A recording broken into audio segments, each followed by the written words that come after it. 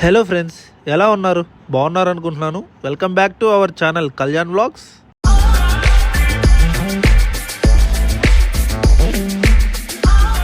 ముందుగా ఈ వీడియో చూస్తున్న వాళ్ళకి ఒక చిన్న రిక్వెస్ట్ ఫ్రెండ్స్, ఎవరైనా కొత్తగా నా వీడియో చూస్తున్న వాళ్ళైతే తప్పకుండా వెళ్ళి సబ్స్క్రైబ్ చేసుకోండి. అంటే పక్కన ఉన్న బెల్ ఐకాన్ అయితే యాక్టివేట్ చేసుకోండి. యాక్టివేట్ చేసుకోవడం ద్వారా అందరికన్నా వీడియోస్ అయితే ముందుగా నోటిఫికేషన్ ద్వారా మీకైతే అందుతాయి ఫ్రెండ్స్. ఇక కమింగ్ టు వీడియో వచ్చి, నేనైతే తిరుమలకి అయితే వెళ్ళాను. ఎందుకంటే మనం తిరుమలకి వెళ్ళి చాలా మంది స్వామివారిని దర్శించుకొని అయితే వచ్చేస్తూ ఉంటారు.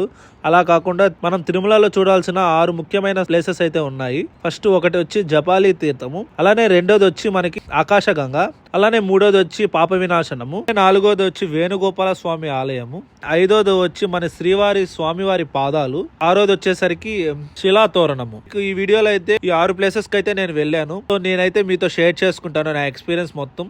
సో ఈ వీడియోని అయితే లాస్ట్ వరకు చూడడానికి అయితే ట్రై చేయండి, ఎవరు స్కిప్ చేయకుండా. మనం ఇక్కడ అల్లిపిరిలో స్టార్ట్ అవుతానే మనకి ముందర అయితే టోల్ గేట్ అయితే వస్తుంది ఫ్రెండ్స్. యాక్చువల్లీ ఇక్కడ నేను ఎందుకు వెయిట్ చేస్తున్నానంటే, నేనైతే హెల్మెట్ మర్చిపోయాను.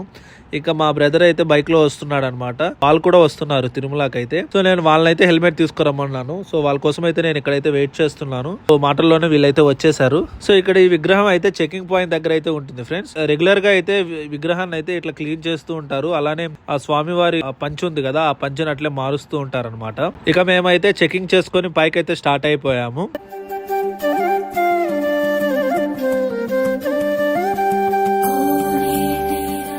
ఫ్రెండ్స్ ఇక మేమైతే పైకి అయితే వచ్చేసాము. సో ఇక్కడ నుంచి మనం అయితే ఫస్ట్ జపాలికి అయితే వెళ్తాం ఫ్రెండ్స్. సో దానికి ముందు మేమైతే రిలాక్సేషన్ కోసం అయితే కింద నుంచి వచ్చాం కదా, కొంచెం హెడేక్ గా ఉంది. క్లైమేట్ వలన కొంచెం చల్లగా ఉండేసరికి కొంచెం హెడేక్ గా ఉంటే టీ అయితే తాగామన్నమాట.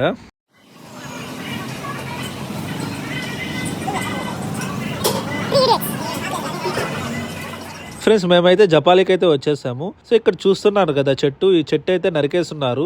ఇది ఏమంటే రీసెంట్ గా అయితే ఒక ఇన్సిడెంట్ అయితే జరిగింది జపాలిలో. ఒక లేడీ నడుచుకొని వెళ్తుంటే ఆమె పైన అయితే ఆ చెట్టు కొమ్మ అయితే ఇరికి పడింది తలపైన.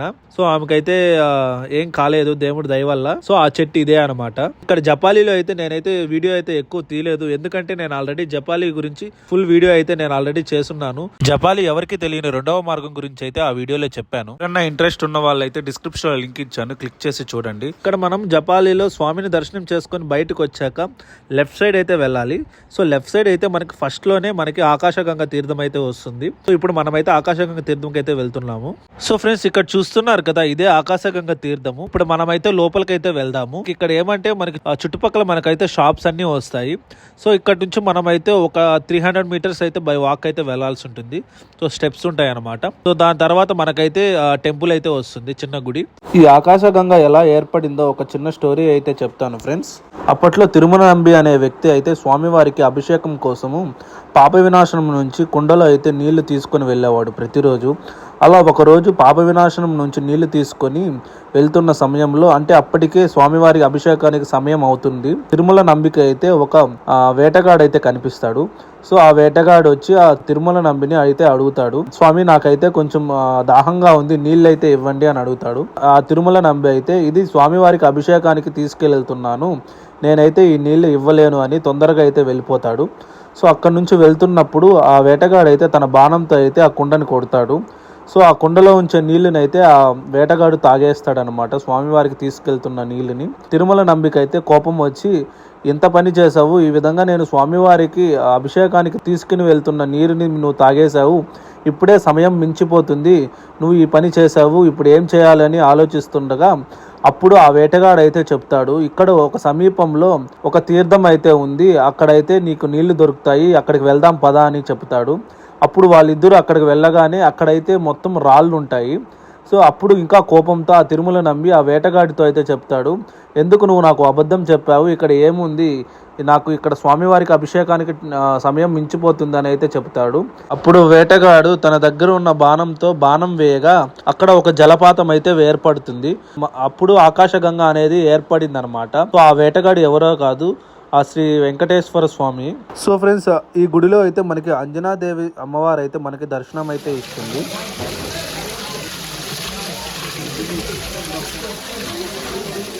ఈ ఆకాశగంగలో వచ్చే నీళ్లు మన నెత్తిన చల్లుకుంటే ఎంతో పుణ్యం అన్నమాట. ఎందుకు అంటే స్వయంగా స్వామివారికి ఈ నీళ్లతోనే అభిషేకం అయితే చేస్తారు.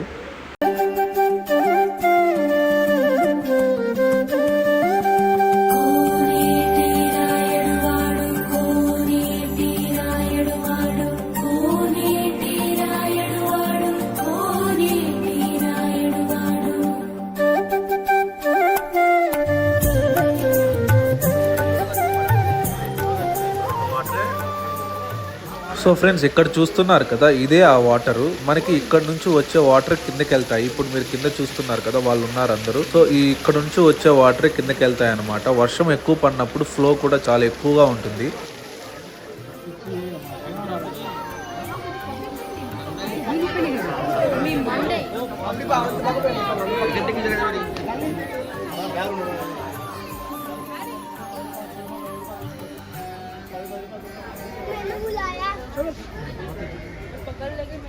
ఫ్రెండ్స్ ఇక్కడైతే మేము ఆకాశగంగను అయితే చూసుకొని అయితే నెక్స్ట్ ప్లేస్కి అయితే వెళ్తున్నాము. నెక్స్ట్ వచ్చే ప్లేస్ ఏమంటే ఆకాశగంగ నుంచి అయితే 2 కిలోమీటర్స్ ఉంటుంది పాప వినాశనము. సో మనమైతే పాప వినాశనంకి అయితే వెళ్తున్నాము.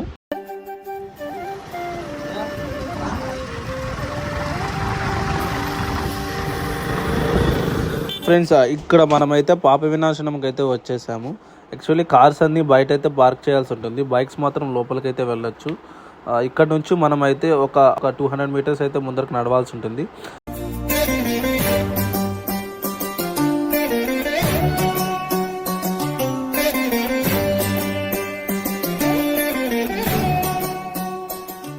సో ఫ్రెండ్స్ ఇక్కడ మీరు చూస్తున్నారు కదా, డ్యామ్ ఇదే.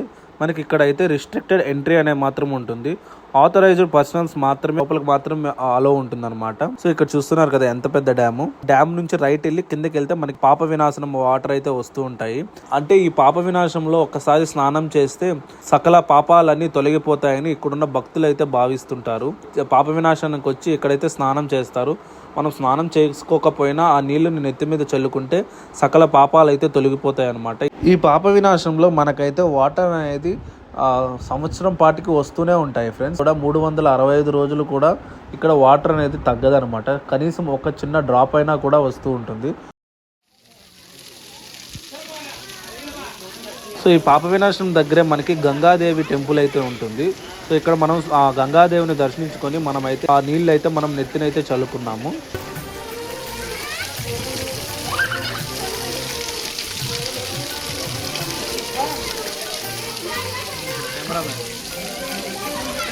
మనకి ఇక్కడే డ్యామ్ అని చెప్పాను కదా, చూడండి ఎంత పెద్దగా ఉందో. ఇది మొత్తం పాప వినాశనం డ్యాము. సో ఇక్కడ నుంచి మనకి ఇక్కడ స్టెప్స్ కూడా ఉన్నాయి చూడండి ఫ్రెండ్స్. ఇక్కడైతే మనకు అలో అయితే లేదు, కానీ లోపల అయితే లోయలోకి అయితే స్టెప్స్ కూడా ఉన్నాయి. సో ఫ్రెండ్స్ ఇక్కడ పాప వినాశనం చూసుకొని మనమైతే నెక్స్ట్ ప్లేస్కి అయితే వెళ్తున్నాము. నెక్స్ట్ వచ్చే ప్లేసే వేణుగోపాల స్వామి ఆలయము. యాక్చువల్లీ ఈ స్వామివారిని కూడా మనమైతే తిరుమలకి వచ్చినప్పుడు కంపల్సరీ అయితే మనమైతే దర్శించుకోవాలి.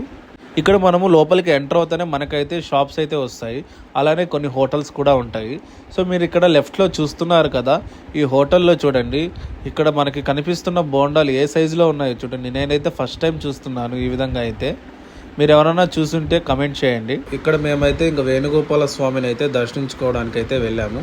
యాక్చువల్లీ చాలా ఫుల్ లైన్ అయితే ఉన్నింది. ఇంకా మా కజిన్ ఎంప్లాయీ కాబట్టి ఇంకా వాడిని తీసుకొని అయితే మేము వెళ్ళాము బ్యాక్ సైడ్ నుంచి. సో మేము దర్శనం చేసుకొని అయితే బయటకు వచ్చేసాము. ఇక మనము ఇక్కడ స్వామివారిని దర్శనం చేసుకొని బయటకు వచ్చాక రైట్ సైడ్ అయితే తీర్థం అయితే ఇస్తారు. సో మనం ఆ తీర్థం తీసుకొని కొంచెం ముందరికి వెళ్ళామంటే మనకైతే శ్రీ సంకట మోచన్ హనుమాన్ విగ్రహం అయితే వస్తుంది. సో ఇక్కడ కూడా స్వామివారిని దర్శనం చేసుకొని అయితే మేమైతే బయలుదేరేసాము. సో మీరు చూస్తున్నారు కదా ఫ్రెండ్స్, ఇక్కడ దర్శనం కోసం ఎంత పెద్ద లైన్ ఉందో.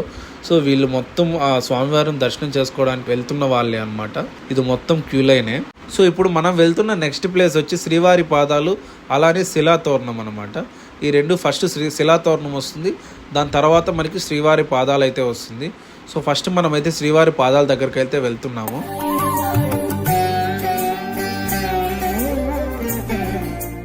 సో ఫ్రెండ్స్ ఇక్కడ మనం శ్రీవారి పాదాలకి వెళ్తున్నప్పుడు ఆ రోడ్డుకి అటుపక్కన ఇటుపక్క చెట్లు అయితే వస్తాయి. చాలా ప్రశాంతంగా అయితే ఉంటుంది ఫ్రెండ్స్. అంటే చాలా ఎత్తైన చెట్లు అయితే వస్తుంటాయి. మనకి వెళ్తున్నప్పుడు చాలా మంచి ఫీల్ అయితే ఉంటుంది. మనము వెళ్ళే కొద్దికి క్లైమేట్ అయితే చాలా చల్లగా అయితే మారుతుంది. ఎందుకంటే మనమైతే కొండ మీదకైతే వెళ్తాం ఫ్రెండ్స్, అందువల్ల ఇక్కడ క్లైమేట్ అయితే చాలా చల్లగా అయితే మారుతుంది.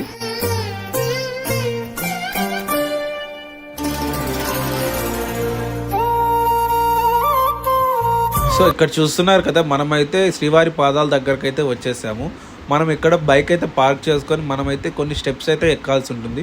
సో ఇక్కడ చూస్తున్నారు కదా, ఇక్కడ మన స్టెప్స్ అయితే పైకి వెళ్ళాల్సి ఉంటుంది. సో ఇక్కడ కూడా ఫుల్ క్రౌడ్ అయితే ఉంది. సో ఇక్కడ మీరు చూస్తున్నారు కదా, ఇదే మనకి శ్రీవారి పాదాలు. సో మీరు కూడా ఒక్కసారి అయితే స్వామివారి పాదాలని దర్శించుకోండి. శ్రీవారి పాదాలు ఏంటంటే స్వామివారు మొట్టమొదటిగా ఇక్కడే అనమాట అడుగు పెట్టారు. సో మొట్టమొదటిగా స్వామివారు ఇక్కడ అడుగు పెట్టి మీరు ఎదురుగా చూస్తున్నారు కదా, అదే అనమాట స్వామివారి ఆలయము. అక్కడికైతే వెళ్ళి శిలగా అయితే మారిపోయారు.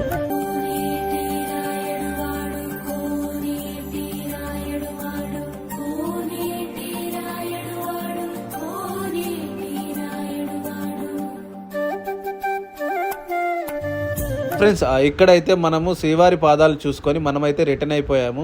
వెళ్తున్న దారిలో అయితే మనకి ఒక మంచి లొకేషన్ అయితే కనపడింది. సో ఫొటోస్ తీసుకుందామని ఇక్కడైతే ఆగామన్నమాట. సో వాళ్ళ కళా పోషణ మీరు కూడా చూడండి ఒకసారి.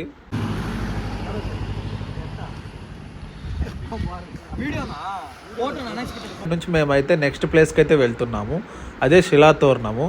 సో ఇక్కడ నుంచి అయితే మనం శిలాతోరణంకి అయితే వెళ్తాం అనమాట. సో ఇప్పుడు మీరు చూస్తున్నారు కదా, ఇదే అనమాట శిలాతోరణము. ఈ శిలాతోరణం గురించి చెప్పాలంటే మొట్టమొదటిగా శ్రీ వెంకటేశ్వర స్వామి అయితే నారాయణగిరి పైన అయితే మొట్టమొదటిగా అయితే అడుగు అయితే పెట్టారనమాట. ఇంతకుముందు వెళ్ళాం కదా ఆ శ్రీవారి పాదాలు, అక్కడే. దాని తర్వాత అయితే రెండవ అడుగు అయితే ఈ శిలాతోరణం వద్ద అయితే పెట్టారు. అలానే మూడవ అడుగు అయితే ఇప్పుడు కొలువు తీరున్న శ్రీ వెంకటేశ్వర స్వామి ఆలయం ఉంది కదా తిరుమల, అక్కడైతే పెట్టారనమాట. ఈ శిలాతోరణం గురించి ఇంకొక విశిష్ట చెప్పాలి అంటే ఇక్కడ ఎవరు చెక్కకుండానే ఈ శిలాతోరణంకి అయితే మనకైతే శంకు చక్రం అయితే ఉంటుంది. అలానే గరుడ పక్షి, అలానే స్వామివారి పాదాలు కూడా ఉంటాయి అన్నమాట. అంటే అప్పట్లో అయితే దగ్గరికి వెళ్ళనిస్తూ ఉండేవాళ్ళు, ఇప్పుడైతే మనం దూరం నుంచి అయితే చూడాల్సి వస్తుంది. ఫ్రెండ్స్, ఈ శిలాతోరణం ఒక కొలతలు వచ్చి 8 మీటర్లు అయితే వెడల్పు అయితే ఉంటుంది. అలానే 3 మీటర్ల ఎత్తు అయితే ఉంటుంది. ఫ్రెండ్స్, ఇక్కడ సైంటిస్టుల పరిశోధనలో తేలింది ఏంటంటే ఈ శిలాతోరణం వచ్చి 150 కోట్ల సంవత్సరం నాటి చరిత్ర ఉన్న శిలాతోరణం ఇక్కడైతే సైంటిస్టులు అయితే గుర్తించారు. ఇక్కడ మనం శిలాతోరణం చూసుకొని రైట్ వెళ్ళామంటే ఈ విధంగా ఇక్కడైతే కొన్ని పక్షులు అయితే ఉంటాయి. ఇక్కడ నుంచి మనం కొంచెం ముందరికి వెళ్ళామంటే చక్రతీర్థం అయితే వస్తుంది ఫ్రెండ్స్. సో ఇప్పుడు మనం చక్రతీర్థం కూడా వెళ్తున్నాము. ఇక్కడ మనం కొంచెం దూరం అయితే స్టెప్స్ ఉంటాయి. స్టెప్స్ దాటుకొని వెళ్ళాకైతే మనకైతే చక్రతీర్థం అయితే వస్తుంది.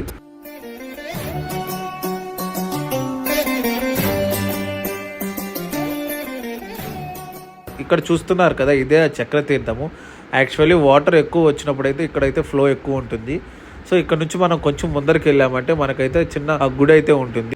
సో ఇక్కడ చూస్తున్నారు కదా, నేను ఇంతకుముందు చెప్పాను కదా చిన్న విగ్రహం ఉంటుందని, శివుడి విగ్రహము మెయిన్గా ఇక్కడే అనమాట. సో ఈ శివలింగానికైతే అభిషేకం పూజలు అయితే జరుగుతూ ఉంటాయి. సో ఇంకా ఫ్రెండ్స్, మేమైతే చక్రతీర్థం చూసుకొని ఇంకా బయటకైతే వచ్చేసాము.